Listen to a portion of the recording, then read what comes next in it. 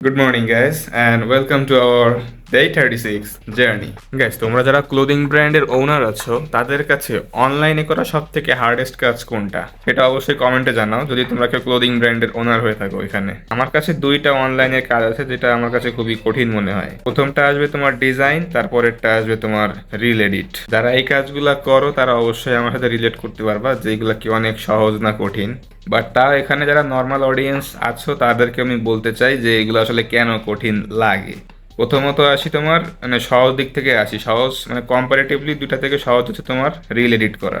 ইনস্টাগ্রামে যখন দেখো একটা রিল ডিউরেশন মাত্র 45 সেকেন্ড, 1 মিনিটের অনেক কম, সেটা কিন্তু আমাদেরকে অনেক কষ্ট করে সেরকম কাট কাট কাট কাট করে করে কিন্তু ওইরকম একটা শর্ট ডিউরেশন বানিয়ে নিতে হয়। ওটার অ্যাকচুয়াল ডিউরেশন থাকে তোমার অ্যাটলিস্ট হইলো 7 থেকে 8 মিনিট। আমি যেগুলো অ্যাটলিস্ট করি আমার তো 10-12 মিনিট পার হয়ে যায় টোটাল ভিডিওর লেন্থ। সেখান থেকে কাট কাট করে করে 45 সেকেন্ড, 1 মিনিট, এমনকি 1.5 মিনিটও হয়ে যায়। ঠিক আছে, তো এইগুলা কিন্তু হিউজ একটা প্যারার বিষয়। এরপরে ব্যাকগ্রাউন্ড মিউজিক সিলেক্ট করো, ভালো বেস দাও, ভালো ইফেক্ট দাও। এরপরে তুমি যেন রিলসটা ভালো মতো দেখো তার জন্য কিন্তু ভালো একটা হুক দরকার হয়। হুক মানে হচ্ছে তুমি যে যে আমার ভিডিওটা এখন দেখতেছো, তুমি কি হিসেব করে কি মনে করে আমার ভিডিওতে এখনো আর রইছো। যদি আমার ভিডিওতে এখন থাকো তাহলে আমি তোমাকে এখনো হুক করতে পারছি, আটকা রাখতে পারছি। এটাই হচ্ছে হুক বলে। রিলস মেক করার আগে কিছু প্রক্রিয়া আছে, সেইগুলো হচ্ছে তোমার স্ক্রিপ্ট তৈরি করতে হয়, ডাইরেকশন দিতে হয় যে কোন লাইটিং অ্যাঙ্গেলটা কীরকম থাকবে।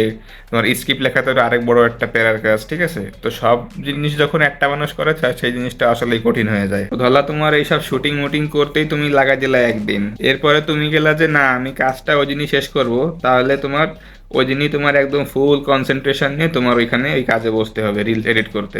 তুমি যদি একেবারে পারফেক্ট চাও যে না আমি আজকের রিলসটা একেবারে পুরো শেষ করে উঠবো, তাও তোমার অ্যাটলিস্ট ওইখানে সময় যাবে অ্যাটলিস্ট কমসে কম হইলেও 5 থেকে 6 ঘন্টা তোমার চলে যাবে। সময় এর থেকে আরো বেশি লাগতে পারে, কারণ তুমি যদি আরো বেশি ভাবো যে আরো কিছু অ্যাড করো, আরো যদি তুমি ক্রিয়েটিভিটি শো করতে চাও, তোমাকে ভাবতে হবে, ভাবতেই মেইন টাইমটা লাগে। ঠিক আছে, তুমি যতক্ষণ না পর্যন্ত তোমার ব্রেনে ওই ছবিটা তুমি আঁকতে পারবা যে এটা আসলে দেখতে কেমন হবে, ততক্ষণ না পর্যন্ত তুমি ওটা বাস্তবে করেও দেখাতে পারবা না। তো ব্রেনে আগে আসাটা মোস্ট ইম্পর্টেন্ট। তো আমি রিলস এডিট করতে নর্মালি তোমার 3 থেকে 4 দিন টাইম আমার ইউজুয়ালি চলে যায়। আমি পারতাম একদিনে শেষ করতে পারতাম, বাট আমার যে কাজ বাজ থাকে সবকিছু সব মিলে এর জন্য একদিনে করাটা হয় না। এই গেল তোমার রিলসের কারবার, যে কেন এটা কঠিন কাজ। আশা করি তোমরা বুঝতে পারছো। এইবার আসতেছি তোমার ডিজাইনিং এর কাজে। টি শার্ট ডিজাইনিং এতটাই আসলে পেইনফুল যে তুমি ধরো আজকে তুমি 9 ঘন্টা টাইম দিলা একটা টি শার্ট ডিজাইনিং এর পেছনে, পরের দিন দেখলা তোমার কেন জানি ভালো লাগলো না, তোমার মনে হচ্ছে কি যেন মিসিং। এমনও হইতে পারে যে তুমি ওই সম্পূর্ণ ডিজাইনটা আবার শুরু থেকে স্কেচ থেকে বিল্ড করা শুরু করলা। সম্পূর্ণ পরিশ্রমটা 9 ঘন্টার পরিশ্রমটা একদম বৃথা। আমার সাথে এটা হয়েছে, এর জন্য আমি তোমাদেরকে বললাম। তুমি যখন একটা র্যান্ডম ডিজাইন করতে বসবা, তোমার কোনো আইডিয়া নাই, তোমার কোনো থট নাই, তোমার এখানে ভাবতে হবে। ডিজাইনটা করতে বেশি সময় লাগবে না, আমি বলতেছি টি শার্ট ডিজাইনে তোমার ডিজাইনিং করতে খুব একটা সময় লাগে না। কালার গ্রেডিং মেডিং অনেক কিছু আছে, বাট সময় তোমার অতটা লাগে না যতটা তোমার ভাবতে সময় লাগবে। আমি যদি টি শার্ট ডিজাইন করি তোমার 1 ঘন্টা, আমার ভাবতে সময় লাগবে আরো 3 ঘন্টা। তো ওভারঅল বলতে গেলে তুমি যখন টি শার্ট ডিজাইন করবা তোমার অবশ্যই এখানে ব্রেনটাকে বেশি ইউটিলাইজ করতে হবে, মেধাশ্রমটা অনেক বেশি হবে। হ্যাঁ, রিলসেও তোমার মেধাশ্রমটা হবে, তোমার ব্রেনকে ইউটিলাইজ করতে হবে, বাট সেটার একটা ডাইরেকশন আছে যে না এদিক থেকে এদিক থেকে আমি এদিক যাবো, এখানে যে জিনিসটা শেষ হবে। বাট ডিজাইনে এর কোনো প্রেডিকশন দিতে পারবে না তুমি। আমার 3-4 মাস আগের ডিজাইন তৈরি করা, সেটা আমি যদি এখনই রিভাইজ করতে পারি তাহলে আমার কি ডিজাইনটা কোনো ফুলফিল আমার কাছে মনে হচ্ছে? আমি তো নিজে এখনো মনে করতেছি যে আমার ডিজাইনে আমি চাইলে আরও কিছু কিছু জিনিস অ্যাড করতে পারি, আবার কিছু কিছু জিনিস বাদ দিতে পারি। সো আমার ডিজাইনটা আমি কিন্তু এখনো রিভাইজের মধ্যে রাখছি, পুরোপুরি ফাইনালটা করি নাই। সো ডিজাইন জিনিসটা তোমাকে শেষ করার পরেও তোমাকে ভাবাবে যে আমার থেকে এটা করা উচিত হয়েছে, আমি কি এটা না করে এটা করতে পারতাম। তো ডিজাইনটা হচ্ছে এরকম একটা জিনিস। আমি তোমাদের কিটটাকে বলছিলাম না যে তুমি একটা ডিজাইন তখনই ফাইনালাইজ করতে পারবা, তখন তুমি একটা স্ট্রং ডাইরেকশন পাবা যখন তোমার ওই ডিজাইনটার ফুল স্কেচ তোমার ব্রেনের মধ্যে অলরেডি সেট হয়ে গেছে। তো ব্রেনে ওই স্কেচটা সেট হইতে গেলেও তোমার একটা সময় যেতে হবে, কারণ এখানে তোমাকে তোমার ডিজাইন দ্বারা তোমার স্টোরি বলতে হবে, তোমার থট, তোমার চিন্তা ভাবনা, তোমার ডাইরেকশন অনেক কিছু এর উপর নির্ভর করে। তো T shirt design is not a easy job, it's a very hard job. উদাহরণস্বরূপ তোমাদেরকে আমি আমার কথাই বলি। আমি একটা টি শার্ট তৈরি করছিলাম, ডিজাইন তৈরি করছিলাম, বাট প্রথম দিন আমার ওই ডিজাইনটা নিয়ে যে থটটা ছিল যে না আমার ডিজাইনে এইটা দিয়ে এইটা হবে, ঠিক আছে, বাট শেষে এসে তার কিছুই নাই। যেইটা আমার মাথায় ছিল সেটা আমি অলরেডি ওখানে মানে এক্সিকিউট করছি প্রথমে, বাট দেখি যে না এটা আসলে ভালো লাগতেছে না, তেমন একটা ফিল দিচ্ছে না। পরে কি করলাম, পরে আস্তে আস্তে আরেকটা জিনিসের এলিমেন্ট অ্যাড করলাম, পরে দেখলাম যে না এটা একটু এরকম সাইজটা এরকম করলে ভালো হয়, কালারটা এরকম করলে ভালো হয়, এরকম না করে এরকম করলে ভালো হয়। এই করতে করতে আমার পুরো 26 দিন সময় লাগছে একটা টি শার্টের ডিজাইন ফাইনাল করতে। আর 26 দিন আমি অ্যাভারেজে 3 থেকে 4 ঘন্টা সময়ের পেছনে স্পেন্ড করছি। বলতে গেলে আমি প্রথমে যেই ছবিটা আসলে আমার ব্রেনে ইমাজিন করছিলাম যে এটা দিয়ে এটা হবে, পরে দেখি ওইটা ভালো লাগতেছে না, পরে আস্তে আস্তে ওইখান থেকে আমি আবার ভেঙে ভেঙে আবার একটা জিনিস বিল্ড করছি। মানে প্রথমে যেরকম ভাবছিলাম তার লগে শেষের সাথে কোনো মিলই নাই। প্রথমে যে ডিজাইনটা আমি ইমাজিন করছিলাম ওইটার মধ্যে কোনো ইমোশন ছিল না, কোনো স্টোরি ছিল না। বাট এখন 26 দিন পরে যে যে ডিজাইনটা আমি ফাইনাল করছি সেই ডিজাইনটা কিন্তু এখন একটা স্টোরি ক্যারি করে, একটা ইমোশন ক্যারি করে, একটা মিনিং আছে ওই ডিজাইনের মধ্যে। যারা আসলে অনলাইনে পিন্টারেস্ট থেকে যারা ডিজাইন কপি করে মানে ভাবতেছো যে বিজনেস স্টার্ট করবা, তারা এই জিনিসটা আসলে রিলেট করতে পারবে না যে একটা ডিজাইন তৈরি করা আসলে কতটা হার্ড একটা জব।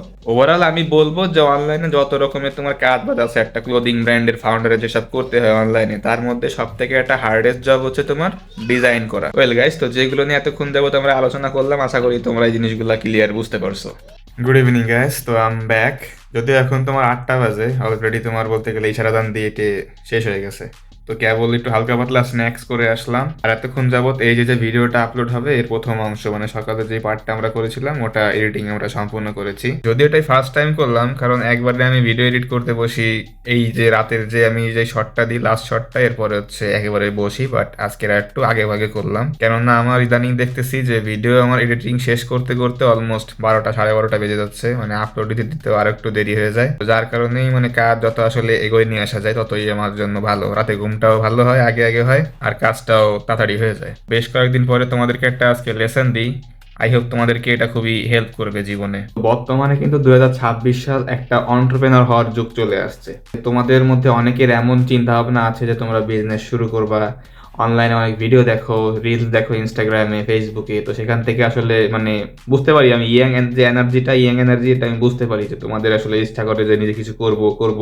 জিনিসটাকে আমি অবশ্যই সাপোর্ট করি। বিজনেস করবা, নিজের লাইফস্টাইল নিজে ঠিক করবা, নিজে সবকিছু ডিসিশন নিবা, ফাইন্যান্সিয়াল ফ্রিডম অ্যাচিভ করতে চাও, তো that's good, I totally support, agree. তোমরা কিছু কিছু ভিডিওতে দেখবা যে অনেক লোকজন আসলে বলে যে এইভাবে বিজনেসটা স্টার্ট করো, মানে কিভাবে বিজনেসটা স্টার্ট করবা। তার মধ্যে একটা পয়েন্ট আমি আজকে উল্লেখ করি, সেটা হচ্ছে অনেকে আমি বলতে দেখছি যে তুমি বিজনেস শুরু করবা, তোমার প্রথম কাস্টমার হবে তোমার ফ্যামিলি, তারা কিনবে, তাদের কাছ থেকে তুমি পুরো প্রোডাক্টটা সেল করে দেখতে পারবা কেমন কি। তোমার যদি এরকম মাইন্ডসেট হয়ে থাকে যে আমি বিজনেস করব, আমার ফ্যামিলি তো আমার পেছনে আছে, আমার বন্ধু বান্ধব আত্মীয় স্বজন আমার তো পেছনে আছে, তারা তো রেডি আছে আমার প্রোডাক্টটা কেনার জন্য, but end of the day এই সব কিছুই তোমার আসলে ভুল। কেননা তারা তোমাকে তোমার ওই যে প্রাইমারি স্টেজটা, প্রথম স্টেজটাতে তোমাকে একেবারে বিশ্বাস করতে পারে না। এর মেইন কারণ হচ্ছে তারা আসলে ভাবে যে তোমার কাছ থেকে ওই জিনিসটা কিনলে তারা কি আসলে তোমার লাভবান হবে কিনা, তাদের কি আসলে কোনো মানে জিনিসটা যে কিনবে এটা কি ভালো হবে কিনা, তারা একটা মানে বলতে গেলে তোমাকে সাপোর্টিভ মোডে থাকে না। সেম জিনিসটা তারা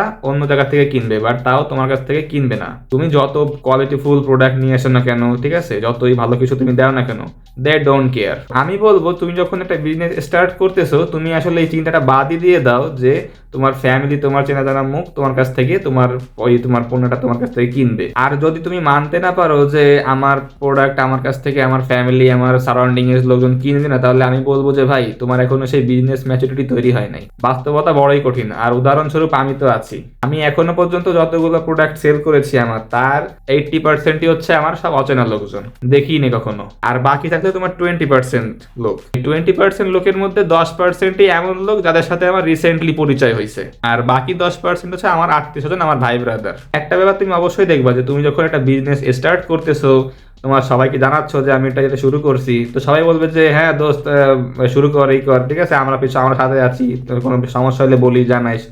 তো এটা সবাই তোমাকে বলবে, ঠিক আছে, ইটস আ ফর্মালিটিস বলবে, বাট কাজের সময় কাউকে তুমি পাবা না। তো অলওয়েজ তোমার ফার্স্ট প্রায়োরিটি হবে যে আমার প্রোডাক্টটা আমি কিভাবে একটা অচেনা মানুষের কাছে বিক্রি করতে পারি।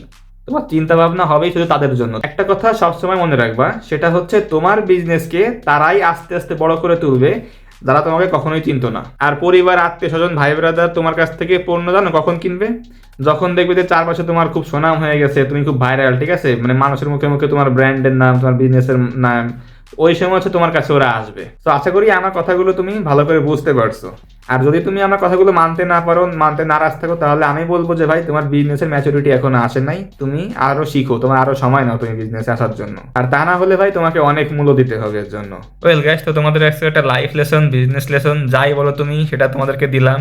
যদি ভালো লাগে, যদি ইফেক্টিভ মনে করো, যে উপকার হয়েছে, তাহলে তো ফলো করলা। আর যদি মনে করো যে না, তা হামিদ ভাই বলছে ভুলভাল, ফলো করবো না, তাহলে তোমার ইচ্ছা। এটা আমি জাস্ট এই জিনিসটার মাধ্যমে তোমাকে বাস্তবতা বুঝাইলাম, আমার নিজের অভিজ্ঞতা আছে সেটা তোমাকে আমি বুঝাইলাম। And বাকিটা তুমি মানবা কি না মানবা এটা তোমার একান্ত ব্যক্তিগত ব্যাপার। ওকে গাইস, তো রাইট না আমার তো বেশ কিছু কাজ বাজ আছে, এখন ভিডিওটা এডিট করতে হবে, আবার তোমার এই কোর্স মোর্স অনেকগুলো আছে সেইগুলো শেষ করতে হবে।